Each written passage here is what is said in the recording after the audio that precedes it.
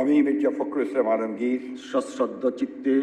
সশ্রদ্ধ চিত্তে শপথ বা দৃঢ়ভাবে ঘোষণা করিতেছি যে আমি আইন অনুযায়ী বাংলাদেশের রাষ্ট্রপতি পদের কর্তব্য বিশ্বস্ততার সহিত পালন করিব। আমি বাংলাদেশের প্রতি অকৃত্রিম বিশ্বাস ও আনুগত্য পোষণ করিব। আমি সংবিধানের রক্ষণ সমর্থন ও নিরাপত্তা বিধান করিব এবং আমি